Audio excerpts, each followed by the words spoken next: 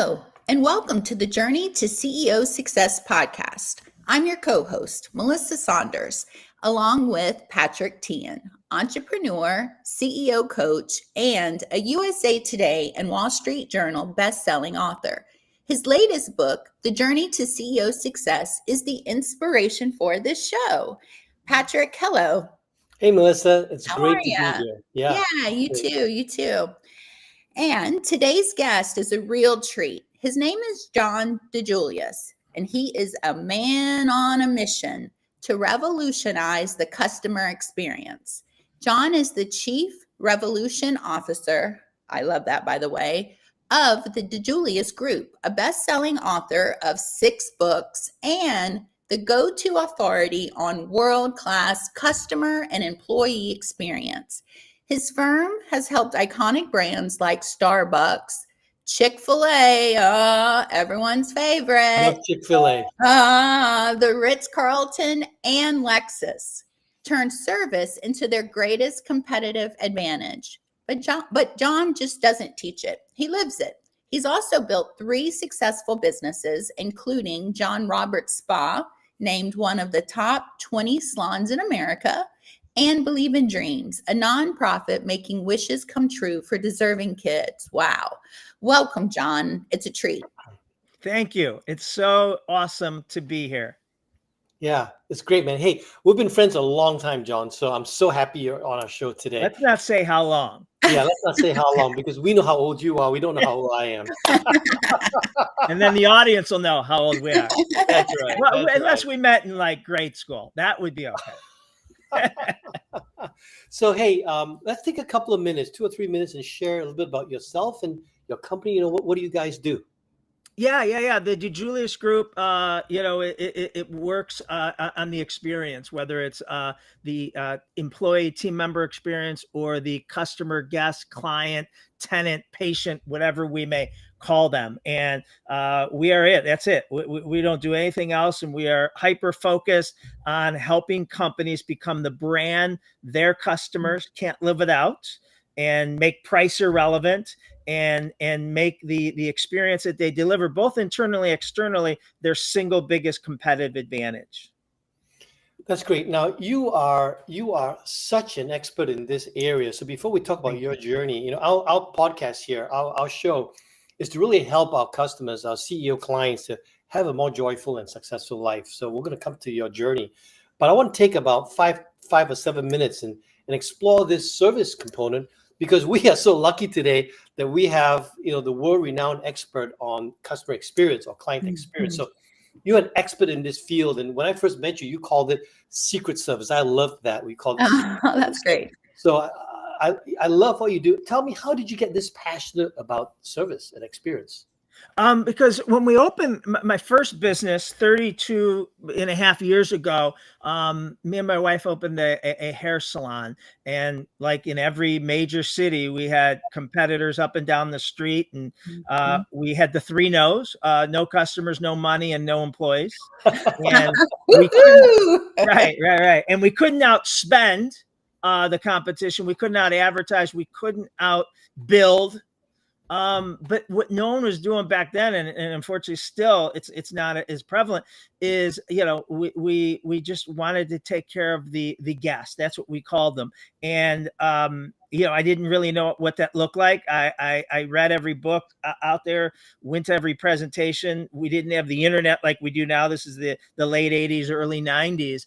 But I was always frustrated with where the speaker or whatever would tell me the story about how if you went to Nordstrom's and they didn't have your pair of shoes, yes, the clerk would run down to Macy's, buy them, and come back and sell them to you. And that story blew me away, but it would never tell me how you got Melissa to do that, right? Mm-hmm.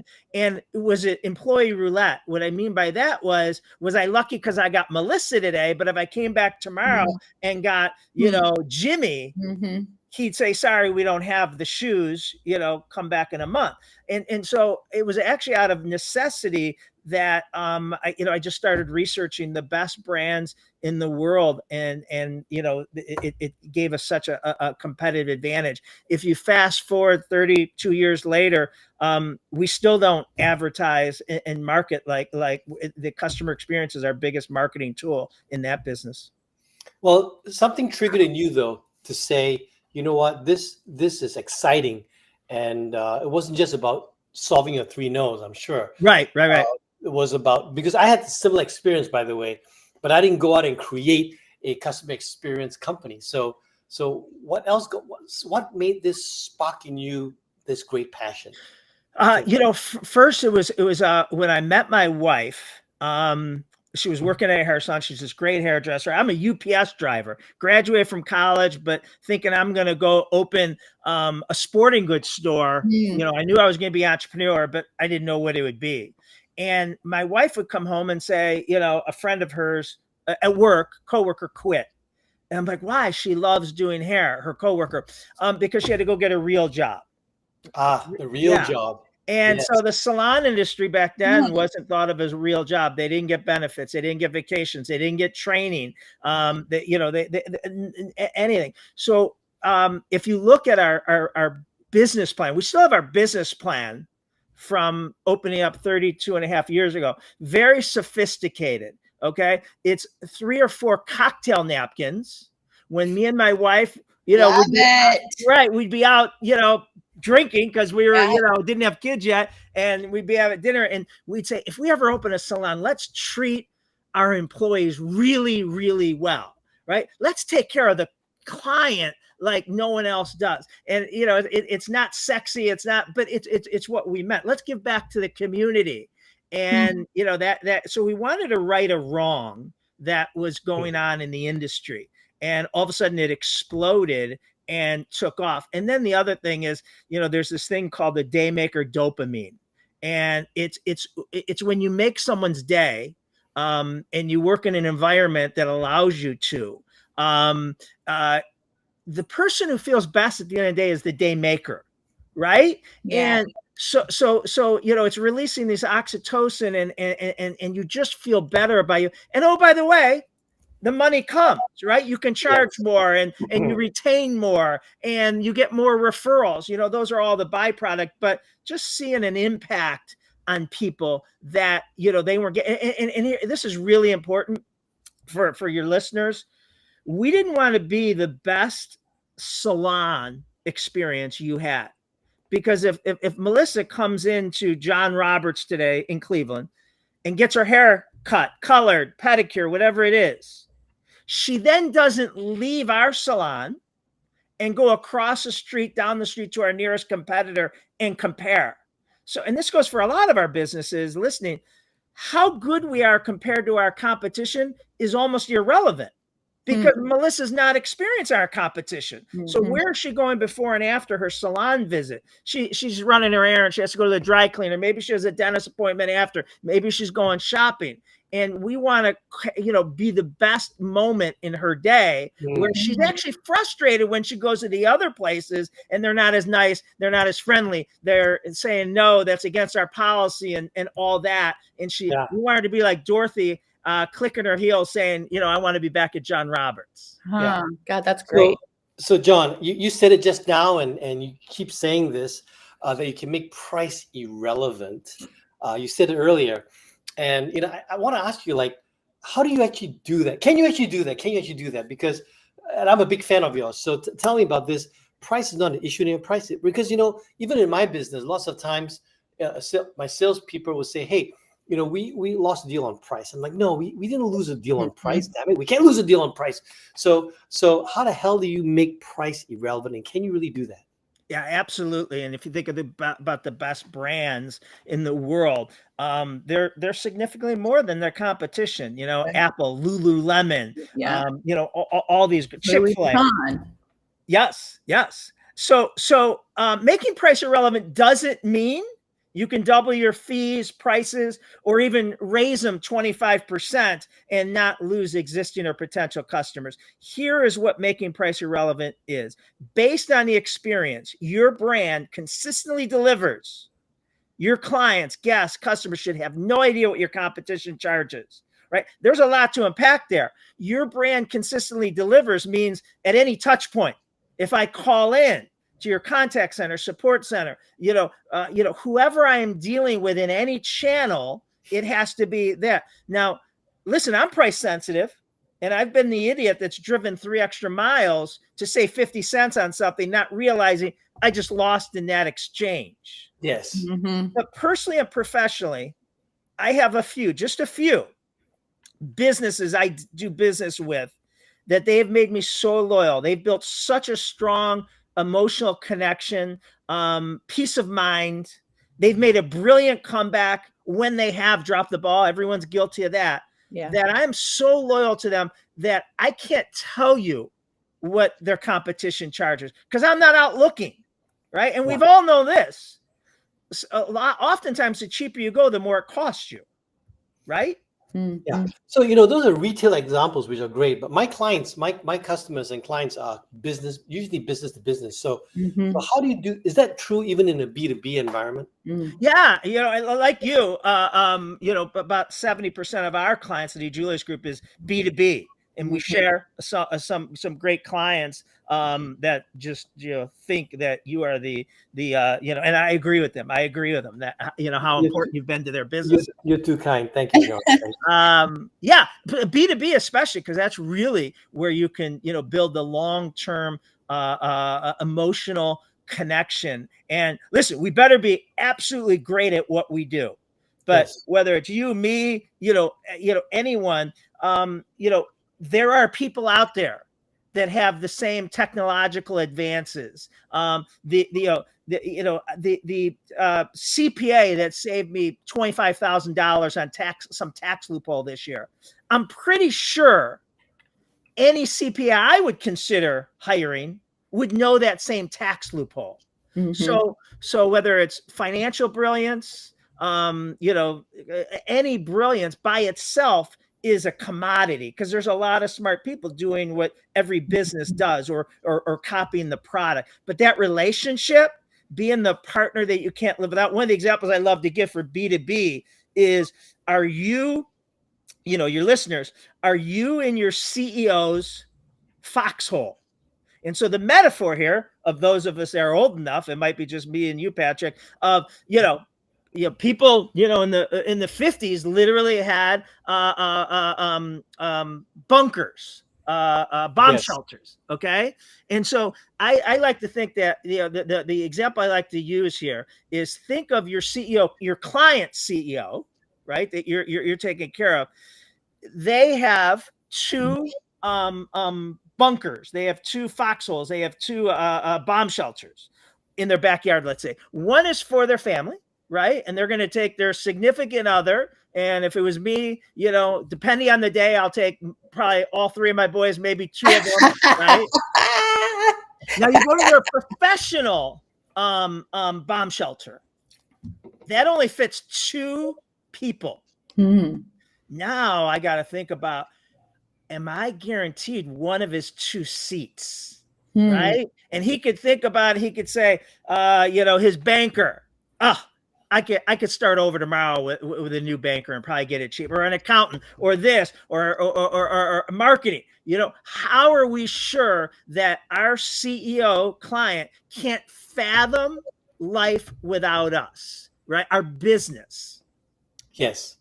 That's awesome. Okay. That was a bonus, guys, for you guys out there. That was a bonus for us. I want to get to your journey, your life's journey, because this podcast is about helping our clients have the best, joyful, and most successful life. And by the way, the reason why I say that is because I realized a few things. One, it's really hard to be successful for CEOs. Secondly, a lot of CEOs, unfortunately, sacrifice health, life, family to catch the success that actually they may not even get. And then I realized along my own journey that sometimes if you are more joyful, the equation to get you more successful is even better. So I want to help our clients get joyful and successful. So tell me about your journey. What are some key inflection points, key decisions that got you to where you are today? Yeah. As I mentioned, when I graduated from college, I knew I had to be an entrepreneur. I had that spirit. I'd lose sleep at night. And this is in the late 80s. I thought, all right, entrepreneur. I love sports. I'm going to open a sporting goods store. That was the only 2 plus 2 I could think of. Meet my wife, and the salon opportunity presents itself, and so we open a salon, and I didn't want to be involved in the salon. I just thought, if that took off, I can quit this good paying job and start my entrepreneurial career. And it actually, flipped. We struggled because we didn't know what we were doing at first. I had to jump in and help, but because my wife was this unbelievable technician, charging a lot of money for the Cleveland area for haircuts and stuff, and then I had the business customer experience, we just started taking off. So now it's in the early mid 90s, and if you would have asked me, what are you going to do with the rest of your career, I said, oh, we're just going to open salons. Right. That's all I think. Well, people started asking me first locally to speak in Cleveland at events and chambers of commerce. Never thought to do it, to be didn't know there was a career at it. So I just did it for a marketing opportunity. I figure if you guys attended, you hear about the salons, and you go and buy your wife a gift certificate. Wow. But every time I spoke, 2 or 3 business leaders would come up and say, can we bring you in to speak to our staff? I'm like, sure. And they're like, well, what's the fee? I didn't know what they meant. I didn't know if I had to pay them. I'm like, I had to ask people, Patrick, well, what does he mean? Right. You were learning at that time that these are paid sales calls for you. I had no idea. Yes. I had no idea. Yeah. So I start speaking, and then it's, getting a little bigger and bigger. And up until 2003, I was a salon owner that spoke a few times, half a dozen to a dozen times a year. And then my first book, Secret Service, came out in 2003, and it basically flipped. I then was a speaker that owned salons, and I haven't been involved in the salons since 2003. Still own them, but not involved in the day-to-day. And then that just spiraled, and then by the time my next book came out, we evolved into a consulting company, because what I realized is just speaking on stage and leaving the building wasn't, doing people, any long-term favor. It was deodorant, right? They'd get rallied up, but it would wear off, and the odor came back. What's interesting about even just that part of your journey is the word flexibility came to my mind. Like, you wanted to be an entrepreneur. To some degree, you thought, okay, it makes sense. I like sports. I want to be an entrepreneur. Let's do a, sporting thing. But you were flexible enough to go, okay, hey, met your wife, and let's do salons. So you were flexible. And then even in the salon, so these are key inflection points where you went from I want to be an entrepreneur to salon owner. And then from, and also the unexpected takes us, right? Like you said, your wife was technician and you were customer experience, and boom, that was a great combo. But you didn't expect that. You didn't expect that you'd come in and do all that. So, being flexible enough and being observant enough to see these decisions, they take you different places. And where the opportunity is, right? No one was doing it in the space. Just like with the DiJulius Group's opportunity is, no one was out there teaching the how. They were teaching the what, but they weren't teaching the how. So it was an opportunity that, and today, I can't believe, I get paid to do, both my businesses. They just, I love it, and it's rewarding. So the phrase you just used, I can't believe I get to be paid to do this. It's also a quote from Bill Gates a long time ago. Bill Gates, early days at Microsoft, he said he couldn't believe he got paid to write code because he loved writing code so much. I've had the same feeling too in my world, where I feel like I wake up and I feel like I can't believe I get paid to go do this. And I think that you and I are two very lucky people that were able to dial into our passion and then just connect it with our work. And I always like to say, look, when you're doing what you love and you love what you do, then work isn't work anymore. You feel that way too, John? Yeah, you bring up a good point that we have a new KPI we are measuring on employee engagement. Now, I know it's not going to be the same as an entrepreneur, all right? But still, I want this needle to move. And the KPI that I know already what your answer is, how excited are you on Sunday night compared to Friday night? Right. That's great. And I know your answer, right? I love my weekends. I love my time off, but I'm also can't wait to get back at it Monday. I love that KPI. Oh my goodness. Yeah. Now I want to take that to my employees. Now I don't expect them to have the same thing, but if Friday night's a 10 and Sunday is a 2, right? Man, what if we could move that? Or what if we, intentionally move that? It may never be, a 10 and a 10. But if it's a 7.5 or 8, because I know that the other places that they worked or could work was a 2. Yeah, one of my employees in my last company said this to me one day. I still remember this. He said, Patrick, you're one of those. He said to me, you're one of those like pissed off entrepreneurs. I said, what do you mean by that? He said, on Friday, you're like pissed off it's the weekend, whereas the rest of us are happy it's the weekend. He said, I can't wait to come back to Monday. I'm like, I enjoy my weekends, but you're right. I can't wait for Monday. So Monday's my best day. Monday is my best day. Me too. Yeah, that's awesome. Yeah, that is great. That's awesome. So a little bit more about your journey. So so today at the DiJulius Group, you guys you speak, and then from there you have consulting opportunities from that, and you realize that I think you said because you left the building, and it was like deodorant and it wears off, right? Yeah. And just a keynote doesn't give them. So we created a methodology, a framework that we have found that all the top customer experience companies in every industry focus on. And that's kind of our methodology. So from a revenue stream, consulting makes up the majority. Keynote speaking, the books are the lead gen for them. And then we have some academies. We have a CXO academy and an employee experience executive academy that people come to Cleveland for a year. And so employee experience is new. I mean, in the last few years, it's new. The new book is about employee experience. And so how did life's journey take you there? It's always been a part of our methodology, and we've always, in the first 5 books, we always, dedicated at least 1 or 2 chapters to it. But it really came out of the pandemic, the Great Resignation, the quiet quitting.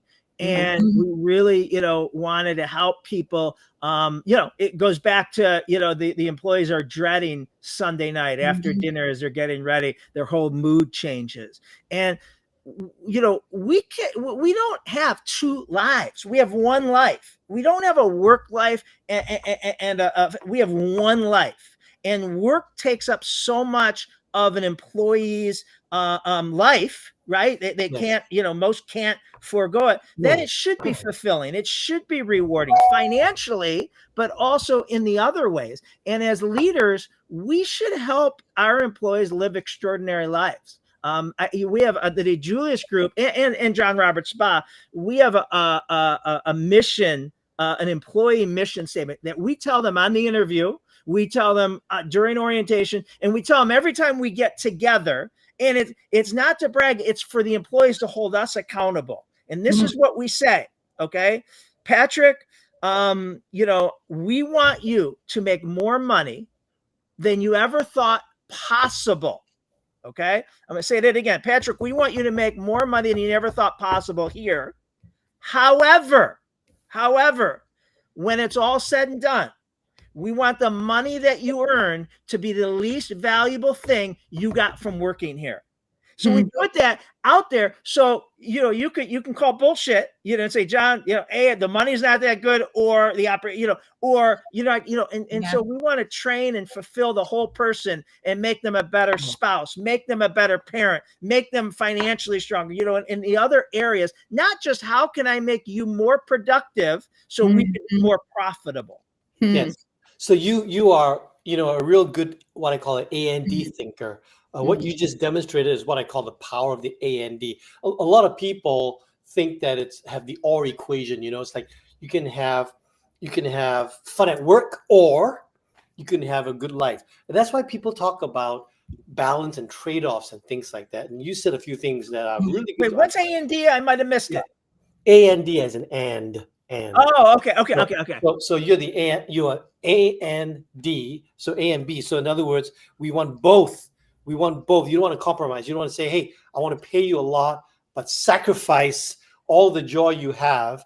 But you're saying, actually, why can't we have both? You're saying, for example, it shouldn't be my work life and my personal life. You have one life, buddy. So, and you're right. The stats are you spend more than 70% of your waking hours at work. So if you don't enjoy the people, the work that you do, the place you are, then you're actually pissing away 70% of your awake life. I think it's on leaders. It's our responsibility to help that, right? And I had a leadership epiphany during the pandemic and coming out of it, right? Because the two biggest things everyone was guilty of, and I was guilty of it too as an entrepreneur, is hiring just anyone to fill spots, which is bad. And just as bad, maybe worse, is looking the opposite way, or ignoring the negative, poor performers that we had, because I need 10 new employees. And if I get rid of, these 3 people who shouldn't be there, then I'm going to need 13. So here was my leadership epiphany. We've all heard the quote, you are the average of the 5 people you spend the most time with. Yeah. I love that quote. I believe in it. I've said it to my 3 boys ad nauseum. Every time I speak to, the young employees at new employee orientation, I say it, right? And if my son or one of your daughters, Patrick, is hanging around undesirables, a bad group, right? Who do we blame? Your daughter, my son, right? Choose a better group, okay? Well, here, I literally lost sleep over this. Our employees don't get to choose their 5 coworkers. Yes. We choose for them. Choose for them. Yeah. And so if we're hiring just anyone, keeping bad attitudes, negative Nancy's, and whatever we want to call them, and Melissa's a rock star, but we're surrounding her with bad apples, one of 2 things can happen. The better thing for Melissa is she's going to get the hell out of there because she doesn't tolerate it. But maybe Melissa has faith in us and our company and gives us the benefit of doubt, but she's going to gravitate to the average. And then we're going to be blaming Melissa. What happened to Melissa? Why does she have a bad attitude? Why is she, questioning this and this and this? Yes. We control the 5. Yes. That's pretty powerful. That's awesome. So I know Melissa has a question that she wants to ask you. Yeah, no, it's my question. I know we always do this around lunch. And so, of course, my tummy's a little rumbly. And so during your journey, a road trip, what is that one snack that you have to have? He has no snacks. Look at him. He's a rock. I know. He's solid as a rock, but give me something. I love my Starbucks Mango Dragon Venti Mango Dragon refresher with water, not lemonade. Of course. And then they have the little protein box, like hard-boiled eggs and fruit and stuff. That's my everyday. That's what I have to grab. Wow, that's great. It makes sense. Let me ask you another quick question. Please. Is anyone trainable? It depends on what. So if we talk about soft skills, right? Yeah. We absolutely can, as leaders training, move the needle on empathy. I don't know about you, but when I was younger, I didn't have empathy for people, right? If Patrick was down in the dumps, dude, suck it up, pull up your bootstraps, Yeah. if someone's overweight, what's wrong with you? Depressed, this, that. I didn't understand, life experience. So you can teach empathy, you could teach curiosity, you could teach better listening skills. The things you can't teach that you have to have on your